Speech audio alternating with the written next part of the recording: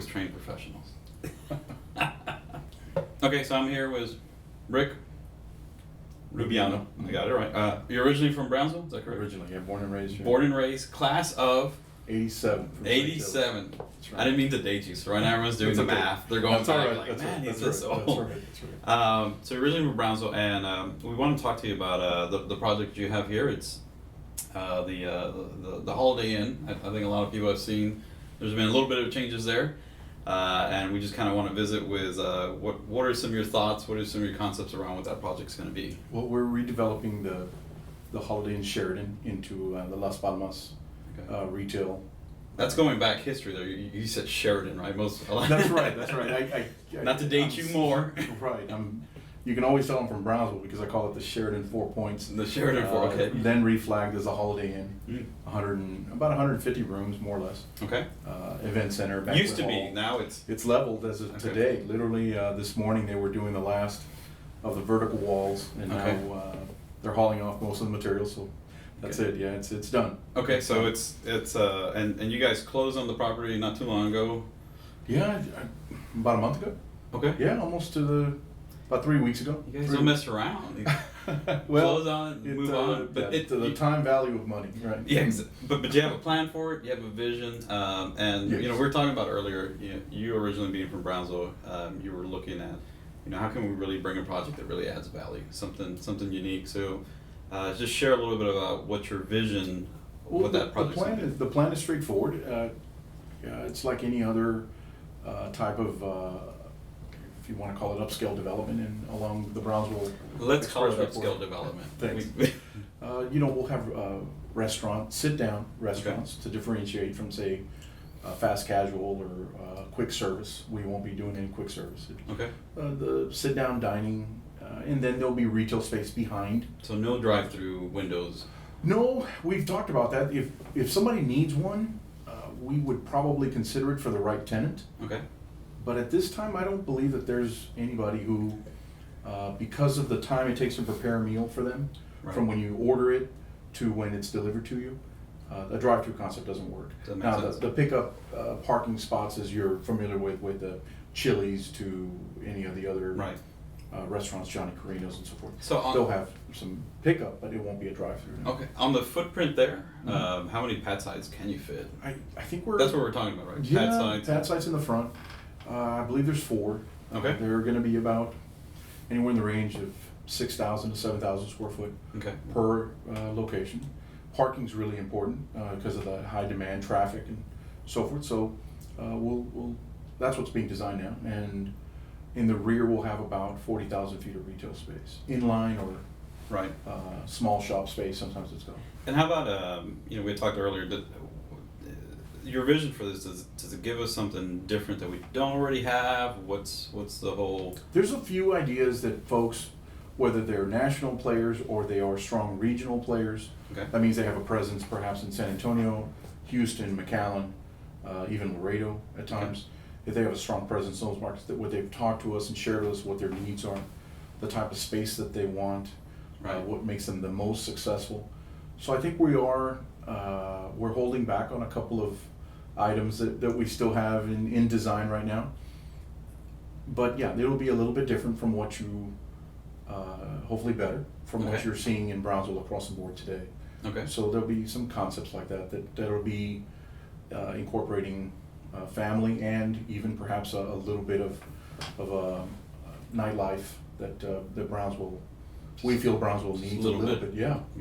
That's sure. That place where we're in a more comfortable environment, not so much the loud music. Obviously, we wouldn't do that, but more the adult, casual, sit down, relaxing atmosphere. A place for people to gather. Yeah, and spend some time, and it's comfortable, still family friendly. Yeah, absolutely. Yeah. So, we were talking about earlier also about the unique, challenges of Brownsville, so when it comes to development, because of just of the geographic of the city. Right. It's talk a little bit about that, because I think unless you're in that world, you don't really see. Hey, these are some of the constraints that we need to work with. There's a great guy, my brother Rolando and I would go to for advice, and we probably still should go to for advice. The builder here in Brownsville named Randy Davis. Okay. And Mr. Davis sat us down I'm talking about 1995, 1996, Yeah. 97.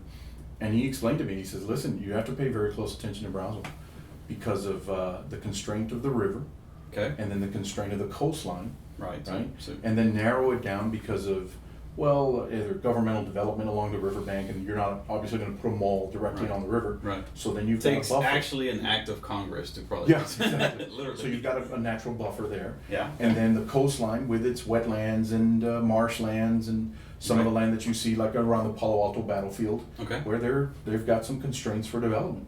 So you're limited by that. So Right. geographically, Brownsville is limited to a very narrow V-shaped Right. expansion along the Unlike, primary like, corridor. you also do stuff in San Antonio, for example. The challenge or the opportunity there in San Antonio is you have this radius. That's right. You Most develop cities, the anywhere majority, around. yeah, Brownsville's very, very unique. Yeah. Very unique. Houston, San Antonio, Austin, Dallas, Fort Worth, even Laredo. Right. They have at least 180 degrees Right. of axis that they can select from to give direction, whether it's industrial or office medical or retail shopping Right. areas. Brownsville's limited because of the V-shaped corridor.